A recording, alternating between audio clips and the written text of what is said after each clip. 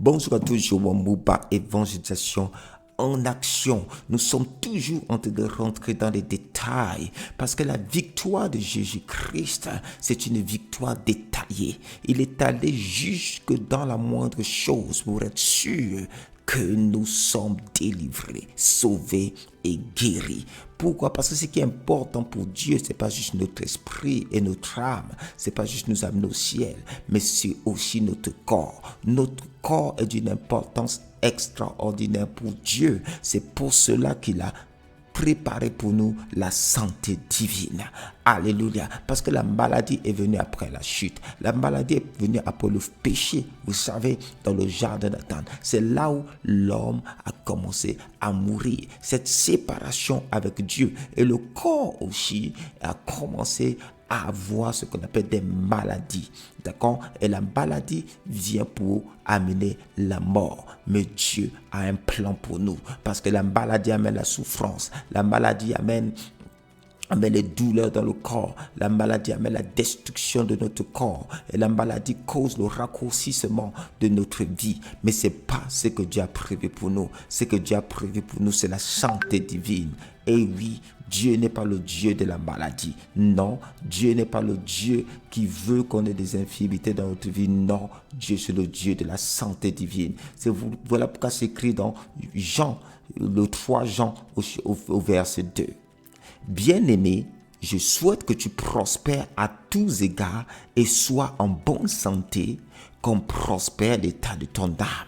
Vous voyez, Dieu est pour que tu prospères et Dieu est pour que tu sois en bonne santé. Et ça, c'est une vérité extraordinaire parce que l'ennemi veut tromper plusieurs personnes afin de détruire leur foi pour la santé divine. Non, on n'a pas à défendre un droit de maladie parce que c'est écrit dans Exode chapitre 15, verset 26.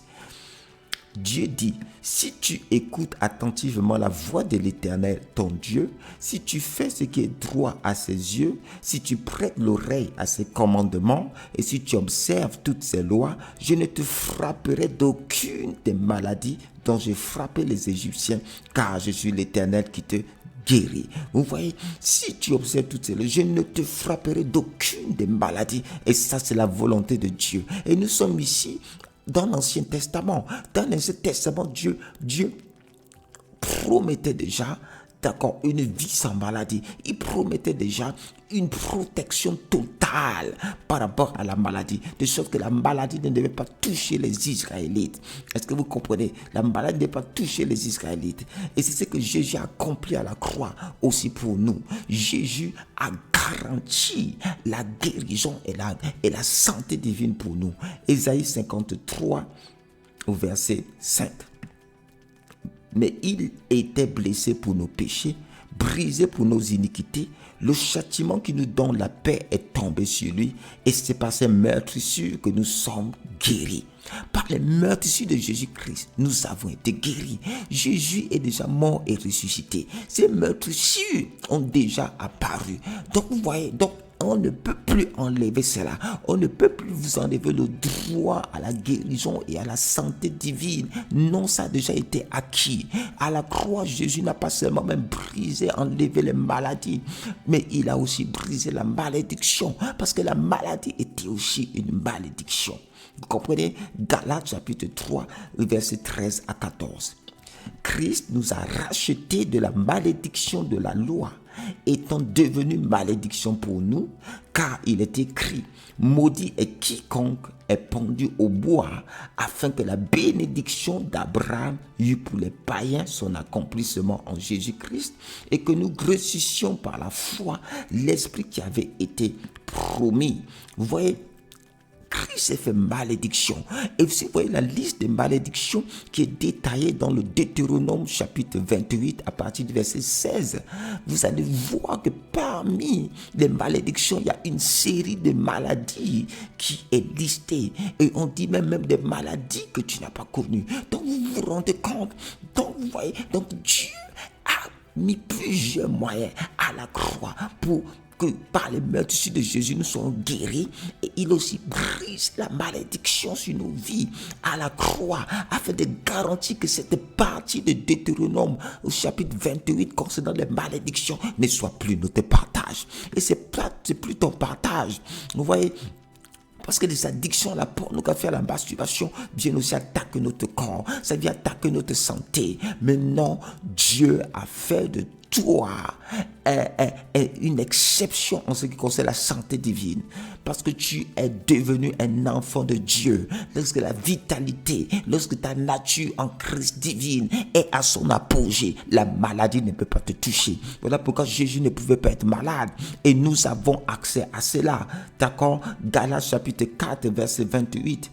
Pour vous, frères, comme Isaac, vous êtes enfants de la promesse. Donc vous voyez, celui qui est né de nouveau aussi est enfant de la promesse comme Isaac.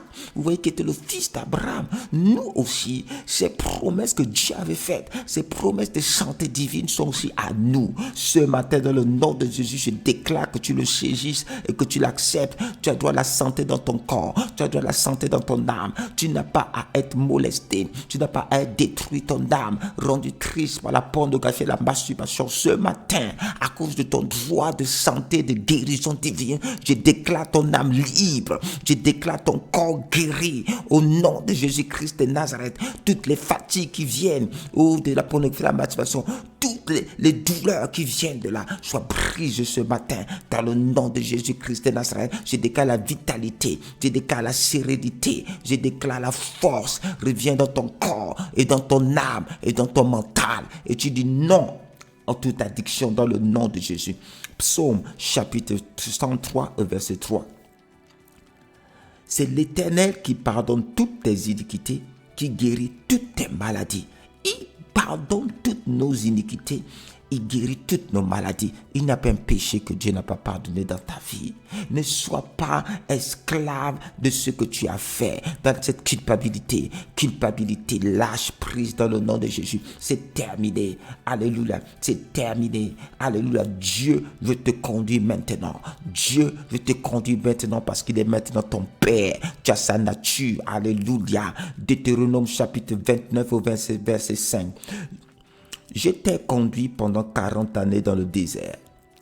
Tes vêtements ne se sont point usés sur toi et ton soulier ne s'est point usé à ton pied. Regardez la capacité de Dieu de nous conduire, de nous garder. Si Dieu garde des vêtements, si Dieu garde des souliers au point où ils ne s'usent pas, comment nous qui sommes des personnes, nous qui sommes ses enfants, ne nous garderait-il pas?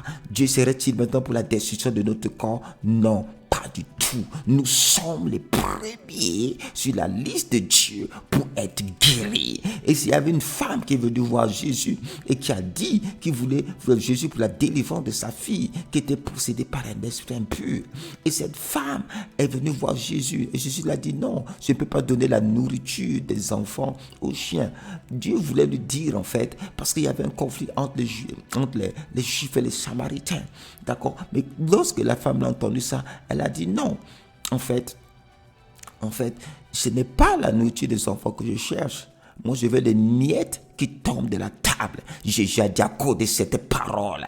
Alléluia. Alléluia. Parce que Jésus disait dans Marc 7, 27, laisse d'abord les enfants se rassasier, car il n'est pas bien de prendre le pain des enfants et de le jeter aux petits chiens. Vous voyez? Donc Jésus voulait lui dire que non, attends, laisse d'abord mes enfants être rassasiés. Alors vous, qui n'êtes pas ceux vers qui je suis envoyé principalement, vous pourrez profiter par la suite. Et cette dame a dit, non, je ne veux pas le pain des enfants.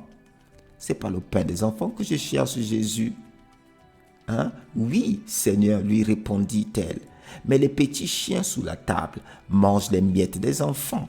Alors Jésus lui dit, à cause de cette parole, va, le démon est sorti de ta fille. Et quand elle rentra dans sa maison, elle trouva l'enfant couché sur le lit, le démon était sorti. Aussi longtemps qu'il y a un païen, aussi longtemps qu'il y a quelqu'un qui n'a pas encore accepté Jésus-Christ comme Seigneur et Sauveur, et qui pourtant que Dieu guérit, parce que Dieu est amour, ça veut dire que toi, ton droit de guérison de santé divine est énorme, parce que toi, tu es la liste des priorités de Dieu. Alléluia. C'est toi qui dois manger d'abord. Mais si tu vois Dieu dans son amour, il guérit. Même des personnes qui ne l'ont pas encore accepté. À cause de son amour, à plus forte raison, toi, à partir de Jésus, n'accepte pas la maladie. N'accepte pas les infirmités. Alléluia. Tu es le temple de Dieu. 1 Corinthiens chapitre 3, verset 17. Si quelqu'un détruit le temple de Dieu, Dieu le détruira. Car le temple de Dieu est saint.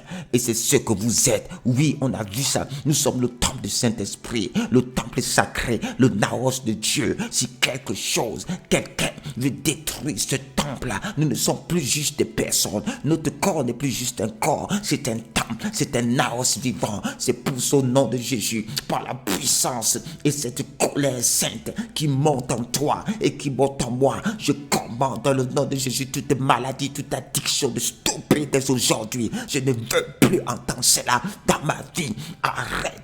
Au nom de Jésus, dis stop à toute forme de pensée, d'intimidation qui veulent te garder en bas, qui veulent te garder esclave. Pas question, dans le nom puissant de Jésus. Jean 3, Jean chapitre 2. Bien-aimé, je souhaite que tu prospères à tous égards et sois en bonne santé. Qu'on prospère l'état de ton âme. Amen.